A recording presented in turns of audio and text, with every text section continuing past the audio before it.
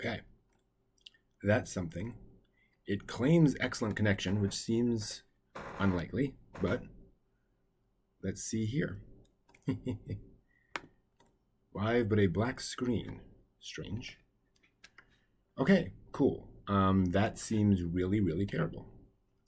I'm going to go ahead and pause my confidence return, and we'll see how bad this is, basically. So if anyone can see me, hello. I am live streaming here from actually let's crank up the microphone a little bit. There we go. Oh, that's a bit much. Wow, microphone's really sensitive. So let's pull that back a little bit. Cool. So hello, I am live streaming from a bed and breakfast in the middle of nowhere. Not the middle of nowhere, but in the ruralness. Actually, let me change the lighting a little bit here.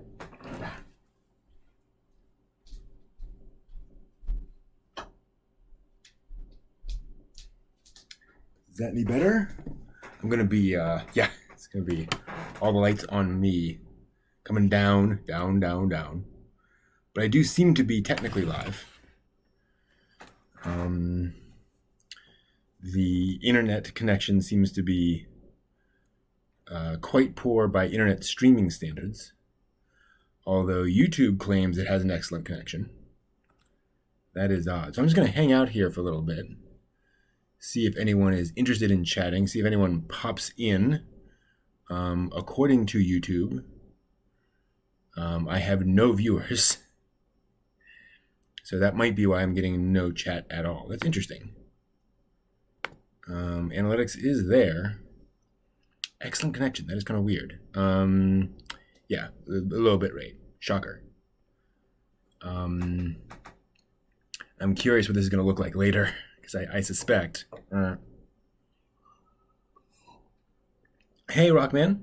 So I am streaming from vacation, basically. Thought I'd hop in, see how I could, how bad this is on the local Wi-Fi. How's the video quality? I suspect it's pretty bad, pretty choppy, but I'm here to answer any questions and chat in general about the anime.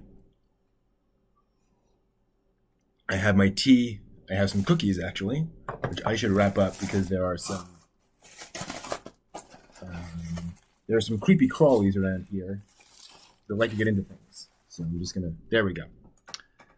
That's all good. Ow! And then there goes the cramps.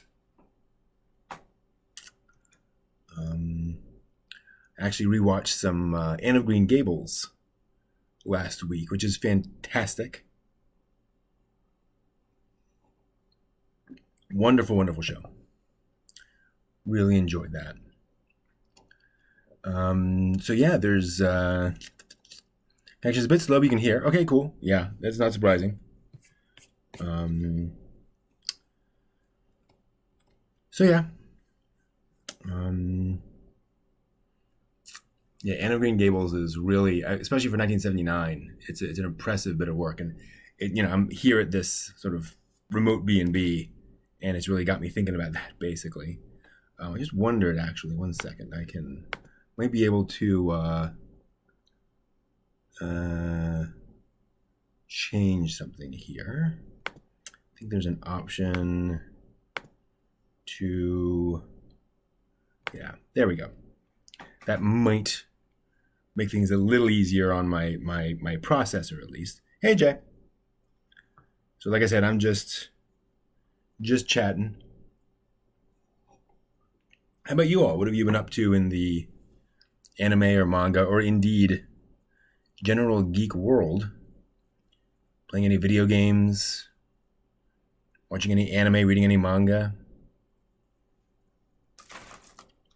Experiencing the geek life?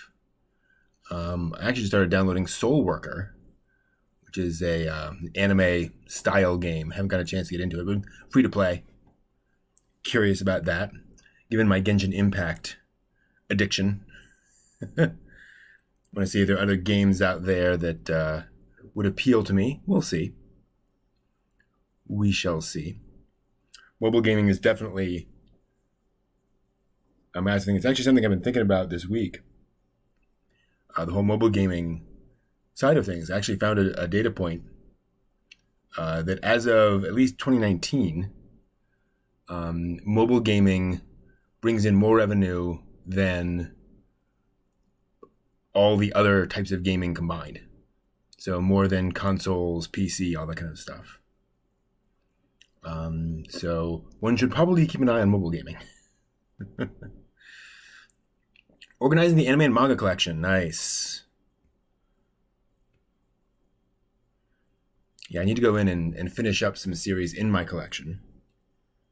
I still have 20th Century Boys, Spirit Circle, the Gundam The Origin manga, which is not the same as Gundam The Origin, the anime series. The manga is a retelling of original Mobile Suit Gundam in manga form. So I want to finish that, as well as Rurouni Kenshin, which I got, I think maybe 6 volumes into out of the, I think, 26. So I'd like to go back into that and get that through. That's such a remarkable manga for the time. Looking forward to that. Why do I not make formulaic YouTube videos that would bring in more views and income? I am very well paid in my full-time job, and so I'm not looking for payment from YouTube. Based on what I have read from folks, it is very hard to get decent income from YouTube, and the gap between zero income and the kind of income to make a difference would require so much effort. That's just not worth it. And in terms of views, I'm working on that. But I'm not interested in formulaic videos because that is decreasing the signal to noise ratio. I don't want to add more noise to the discourse.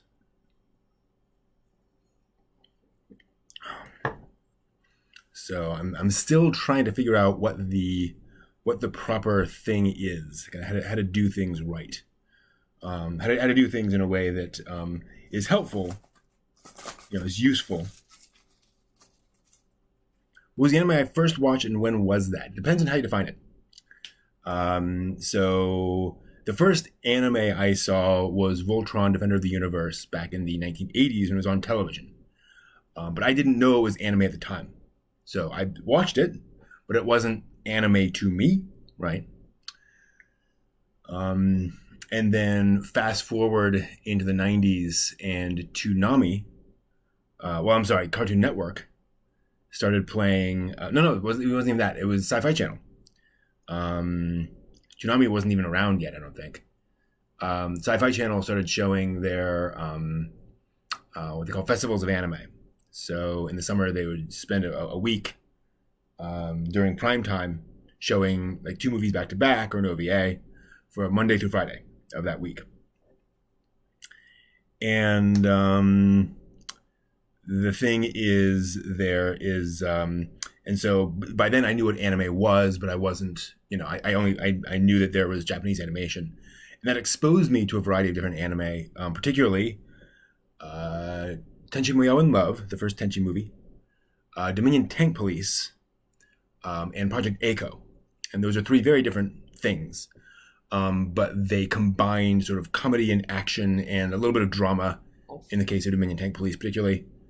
And I was just really impressed by what I saw. And that was really what I would say ignited my interest in the genre, in the medium, I should say. But then the thing that turned me into an otaku was watching the original Tenchi OVA afterwards. I went out and bought the first Tenchi OVA and watched that. And that was just everything for me. That was perfect for me at the time. You're welcome, Nit. Again, I'm not against having more views than I currently have, but I don't want to do it at the expense of my values. I think short episodes of anime are slowly becoming a norm for anime series. They're certainly becoming more of a norm. They're certainly becoming normalized.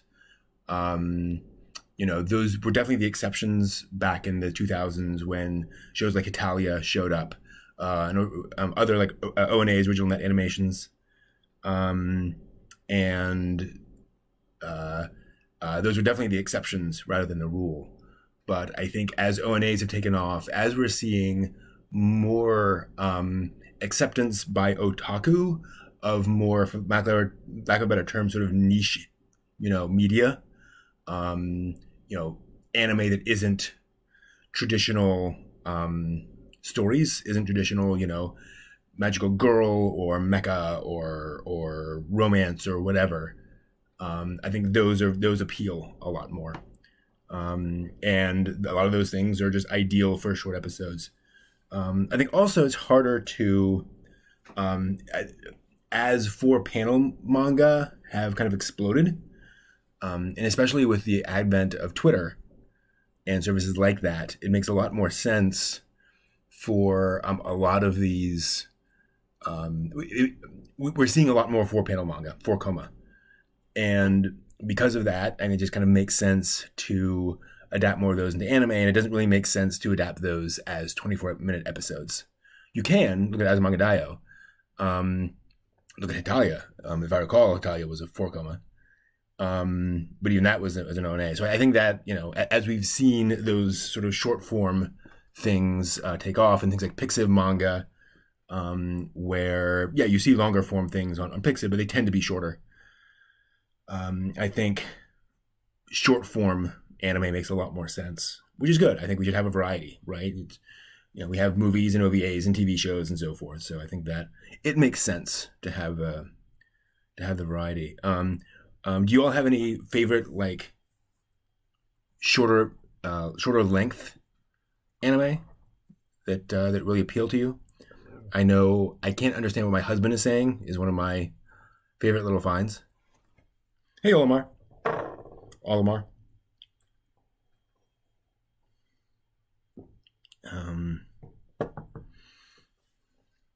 Cool. What'd you find, Jay?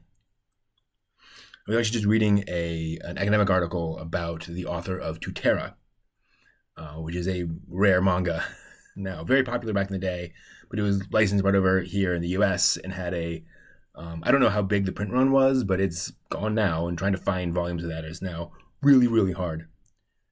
Oh yeah, and there's that too, Jay. Absolutely, the shorter seasons where you used to get 26 episodes or more, and now you get at most 13 for the large majority, and they'll kind of hold off for later. I think Index and Railgun were kind of the forerunners of that, although they were longer series. It kind of pushes forward. Isekai Izakaya, yeah, that's one of my favorites too. Absolutely. In fact, I just watched episode 1 of that last week as well. Just rewatching a bit of that. Easy, quick stuff, and educational. I mean, granted, that is technically half an hour because they do the 15-minute anime episode and 15-minute live action, either recipe or a restaurant review. But comic books as a concept have really taken off in the age of MCU and even the DCU. You see that happening in the future at some point for anime as well. I'm not sure what you mean by that, John. Do you mean like cinematic universes? Because I think that's been a thing in anime for decades. You look at Tenchi, you look at El Hazard, you look at Attack on Titan, Naruto. There are tons of different little anime. Naruto gets Boruto, and it gets other things. Attack on Titan got that weird junior high comedy thing. So I think that's been around, unless you mean something else. Is Battle Royale the first Battle Royale manga anime? It is considered the first. You're right. It is actually, I believe, originally a novel that was then adapted into a manga, for what it's worth. So I think it was either a novel or a light novel, depending on how you categorize it. But yes, Battle Royale is considered the actual first Battle Royale. But I'm sure there were other stories with a similar premise. But that is, it is one of those things where, nothing is new under the sun, but that was what everyone was like, oh, this is a thing now. We're all going to copy this thing, right? Mainstream popular cinema. Gotcha. In a sense, I think we're already there. Look at Demon Slayer. Demon Slayer was one of the biggest movies of the year when it came over to America, right? I think anime is already at a point where it's mainstream. I guess the question is, let me go back on that. Mainstream popular cinema. You said those words, and I did not respect them. I doubt that anime is ever going to become as big in America as American culture, because it's not American culture, right? Just like, Scandinavian detective dramas are cool and amazing, but I don't think those are going to become as big as the MCU in America, right? It's just things made by a culture for a culture, almost inevitably hit in that culture better than foreign products. So I don't see it ever getting that huge. But again, I don't think anything ever gets that huge. I think when folks predict that, or they push for that, that is an unreasonable expectation. And I'm not saying you are, John. But you see that out on the internet sometimes of folks saying, maybe this is going to happen, and it's like that doesn't happen with the vast majority of things. Very, very, very few things ever get huge, and they're usually mainstream, right? They're usually very, very common things. So yeah, I don't think we're gonna get that kind of a thing. And like I said, I think the way Japan does their media franchises, they're very happy with. Like they're very okay with doing Madoka Magica TV series, and then some movies and some manga, and the media mix, as it's called. I think that's very effective in Japan, and so they're probably not going to make a 20 movie version of any given franchise. My thoughts on the Gundam Seed revival. I am so looking forward to this. I am so happy. For those not familiar, Gundam Seed came out in 2003. It was the first new Gundam in several years. It was not made by the original creator, and it was very successful in Japan. When it came over to America, the audience really didn't like it very much. Mostly, it found a fan base, but it was relatively minor relative to the other Gundam fans who really just rejected Gundam Seed. And then when Seed Destiny came out, it was everyone in America hated that. I think unfairly.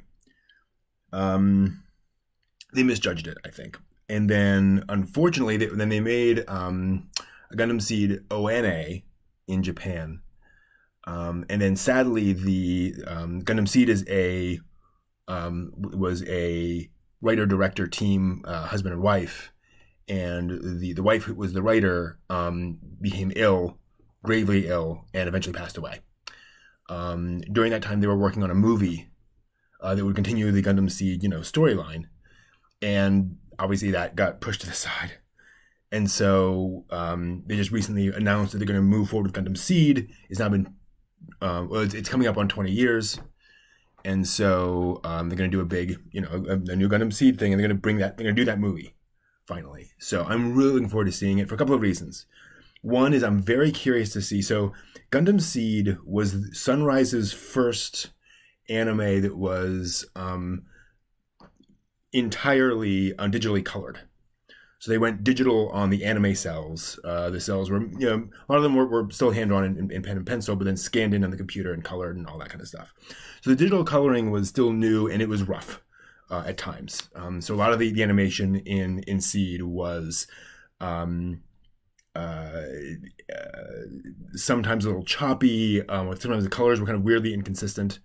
It's one of the reasons why they went back and did the HD remaster of Seed and Seed Destiny, and they actually went back in and changed and fixed a lot of that stuff. and they tweaked a lot of the colors and so forth to make it kind of, work better now that they have a firmer grasp of the production process, right? It was it's a 50 episode series done in a completely new way. It's not going to be flawless. So I'm really curious to see what Gundam Seed looks like today.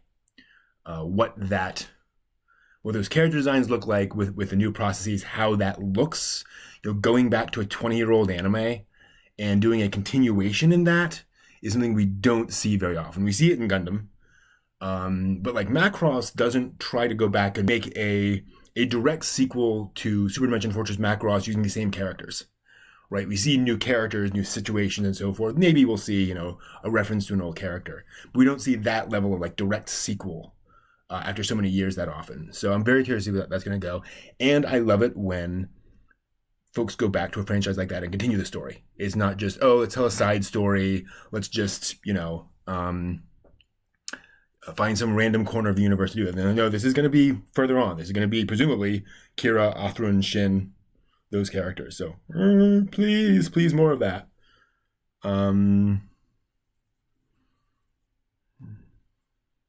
Yeah, I hear that, Jay. And I think we've already seen a lot of that, where definitely the anime aesthetic has become very common. You see that in Western video games, Western comics. You see the anime style very much coming in. Not exactly the anime style, but elements of that. Eyes are getting larger, expressions are getting bigger. Definitely. I agree, man. Manga is in a pretty good place. We have a lot of not only popular shows, but also like the back catalog of a lot of these, celebrated mangaka. Not only we have shonen folks, shoujo mangaka, Moto Hagio. There's a fair amount of her stuff out now. So, we get a lot of that exposure to a lot of things now. As you say, they don't stay in print for forever, but I think that's just kind of the nature of things. And that's kind of what we were saying before. I think, we can't expect the kind of reprints in America you get in Japan, right? Those things are a lot of those authors are more or less household names in Japan, but they're just not here. They kind of can't be.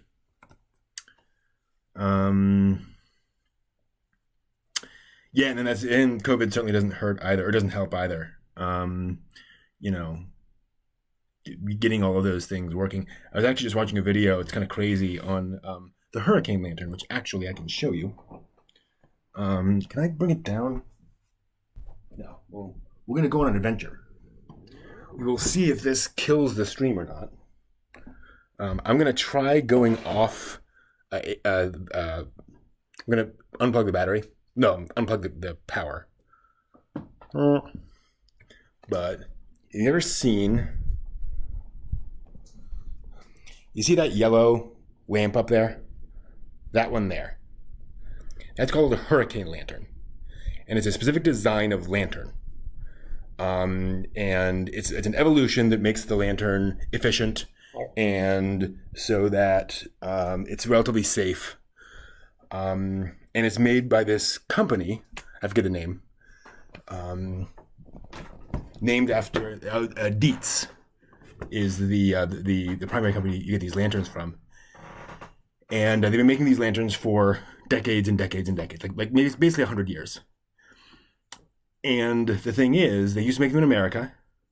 And then as American manufacturing, got more and more expensive and international stuff got cheaper. They eventually moved to Hong Kong. Then they moved manufacturing to China, like mainland China. But the thing is, they did that by literally moving their manufacturing machinery to Hong Kong and then to mainland China. So the metal presses that make those Hurricane Lanterns are the same ones that made those Hurricane Lanterns in like 1938. It's the same machine. They just keep using it because it still works, right? And there's a lot of that out there actually, where they just keep on using these machines. And yes, manufacturing has been outsourced, but they're still using a lot of the same equipment. It's really interesting. We'd love to see Gundam revisit other alternate universes. Absolutely. Iron-Blooded Orphans, a lot of potential. I have great fondness for Gundam X, which sadly came out at exactly the wrong time and got a very small fan reaction. But I love that show. I'd love to see a little more love for Gundam X. I mean, it ended well. Like, it doesn't need anything more. It's not like it ended on a oh my gosh, big cliffhanger. Spoilers, but yeah, I'd love to see some more. I would not be surprised to see another Gundam Wing thing come out soon. I think we're primed for another Gundam Wing thing. And again, if Seed does well, in terms of, as far as I can tell, in terms of successful Gundam timelines, you have Universal Century, off the chart, and then you have Seed, and then you have Wing. And so I think if the Seed thing does very well, I wouldn't be surprised to see, again, like a 30-minute Gundam Wings thing. Just some little OVA or something. Throw those fans a bone. Because gosh, an anime series about pretty boys piloting giant robots, I can see people liking that now. Yeah. Do you think they'll call? Not really. I don't think. Not in the long term. I think they'll be different for the next probably year or so as folks kind of get used to things. I suspect con organizers will be very, very highly communicative about their safety protocols for the next year or so. But then people will want to get back to normalcy. They don't want to hear about that stuff. They will want it to be safe, but they'll be tired of hearing about, all the things we are doing to make sure you are safe. So I think that's going to eventually fade into the background. And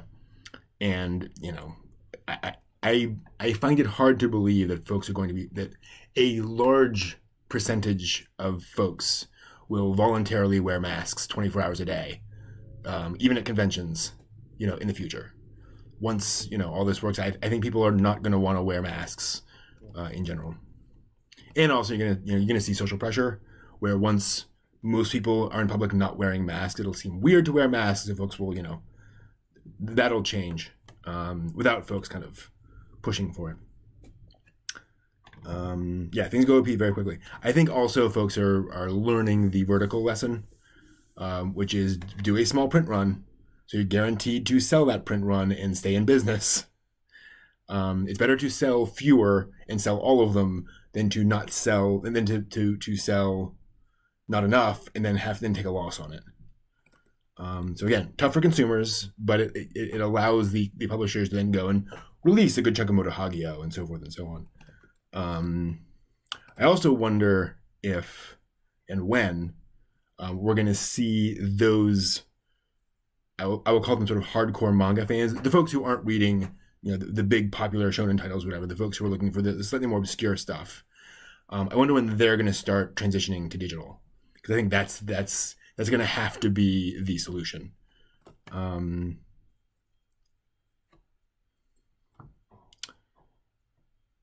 Yeah, I hear that, Olimar. I would love to see a remake. I would be shocked to see a full remake of Gundam Wing. It's just so much effort, but it could. And Gundam Wing, I remember, gosh, this was years and years and years ago.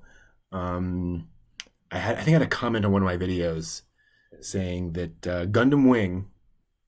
I had complained. I had said in a Gundam Wing video that I love Gundam Wing, despite the kind of the animation issues and so forth, and the inexpensive animation at times. And he was like, Gundam Wing had the highest budgeted action animation, or like some of the highest budgeted action animation of the 90s. It wasn't phrased that. It was phrased that it was like, the animation budget for Gundam Wing was one of the highest of any shows in the 90s. That's the way it was phrased. The action animation in Gundam was just unparalleled, practically. I was like, have you watched the show recently? The action animation in Gundam Wing, there are some gorgeous sequences, don't get me wrong. There are some fantastically animated sequences, but the large majority of action animation in Gundam Wing is there's a lot of recycled, shots. There's a lot of, shot goes out and then a round explosion is essentially placed on top of a mecha, stuff like that, which is typical for any sort of anime, right? There's only so much you can do. I'm not complaining, but it would be lovely to see that go back with a lot of budget behind it. Yeah, Frozen Teardrop, absolutely. Just go back and pull that in. And granted, I do think Endless Waltz did resolve, a chunk of those things. The teddy bear, we now know what that means.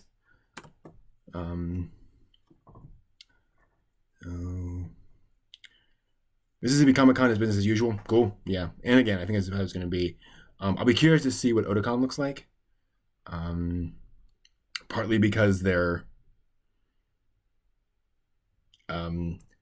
communication has been distinctive, as I talked about.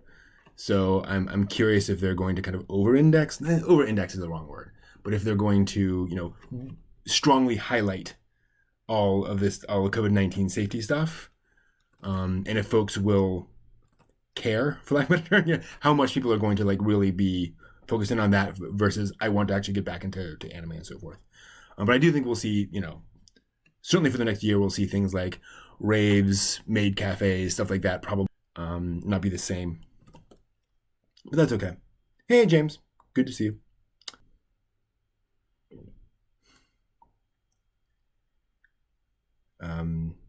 Matt, I completely agree with you. Rurouni Kenshin is the most successful live action, and by a very wide margin. That is how to do it. Partly because they don't try to be exactly like the anime. A leap 90 feet in the air